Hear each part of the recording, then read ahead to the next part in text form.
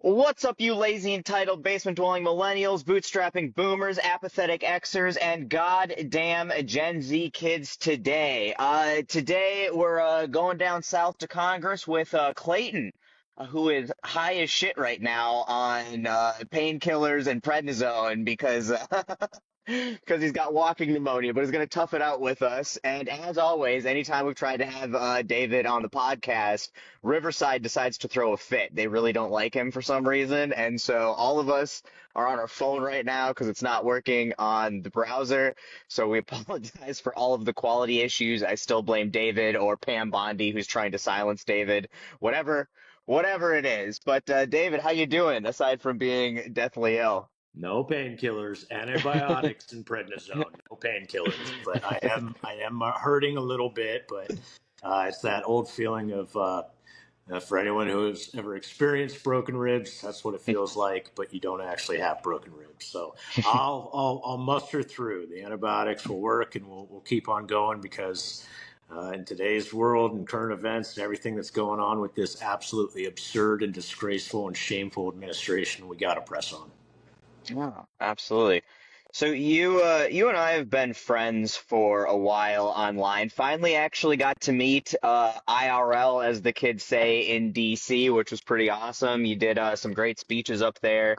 And a little while earlier this year, you announced a run for Congress against Virginia Fox down in North Carolina. And what on God's green earth possessed you to run for Congress?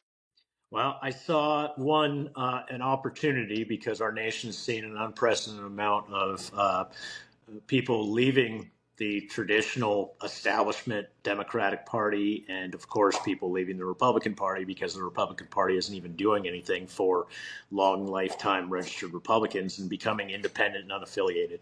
I saw the opportunity. It used to be that a third party vote was just a wasteful vote, but we're seeing, especially in my state, the unaffiliated independent movement is growing bigger than ever, especially when you have to confront things like gerrymandering, where districts are Hmm. so chopped up and cut up to basically take away the will of the people and rig the overall vote count.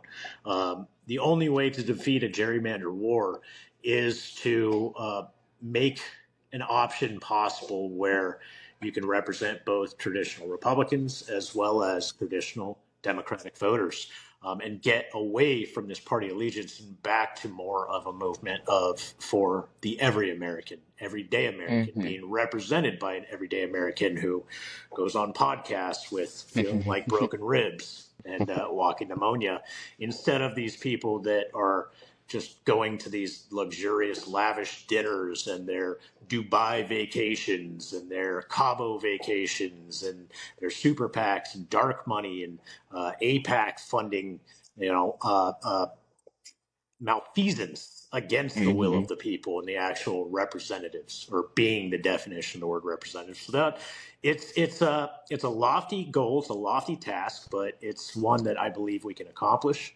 And I've got my eye on the prize. I will never be a politician. I will always be a representative when I win my race. I have publicly stated on many occasions that I will only be in there for 2 terms, 4 years.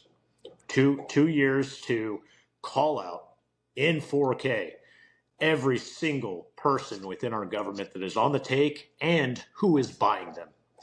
And when we can actually have reasonable discussions instead of this back and forth ask kissery convention between the gentle lady to my left, the gentleman to my right, and instead have people on the House floor and say, "You're a damn dirty crook. And you are bought and paid for, and you don't even do a damn bit of work for your own constituents, let alone the country." Until we have representatives that actually say, to hell with this decorum and this, bowing down to these people because they have instituted this kind of mentality of that they don't work for us. We have to beg for their time and attention and praise them when they do the most basic of their jobs. So, yeah, first 2 years, I'm going to go and fuck shit up, point blank. Second 2 years, I'm going to institute laws that it won't matter which party is in power for this back and forth majority bullshit. We need laws on the books that prevent us from ever having to deal with this past decade that we've been having to deal with, that just are set in stone and help the American public instead of this arguing back and forth bullshit. One of the things I want to put on the books is a Budget Accountability Act.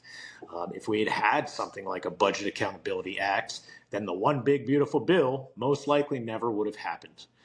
Because the Budget Accountability Act, in my vision, says if you want to make tax cuts for your rich buddies and not actually help the American people, you're free to do so. But the only programs you can cut from are those that cannot pass audits, such as DHS, such as the Pentagon, not things that routinely pass audits like Social Security or Medicaid or Medicare.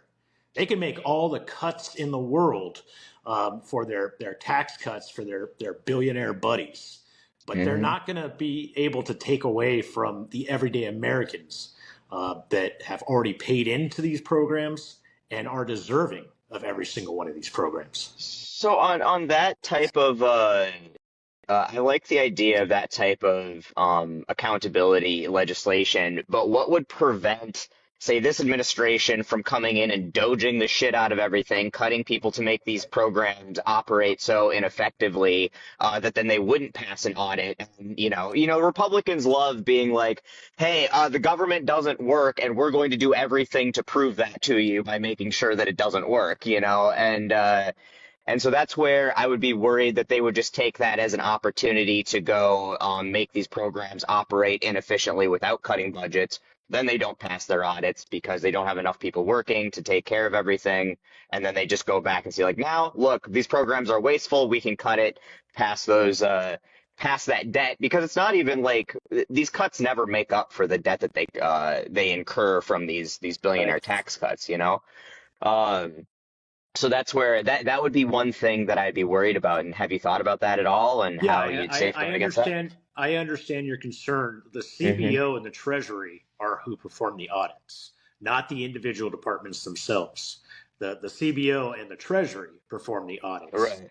Well, and I understand. They won't be cut from because they're the ones writing the checks. Hmm. Uh, but I understand what you're saying. I think if I think Doge was unconstitutional, illegal to begin with, and Well, the I mean, fact every fucking thing this administration has done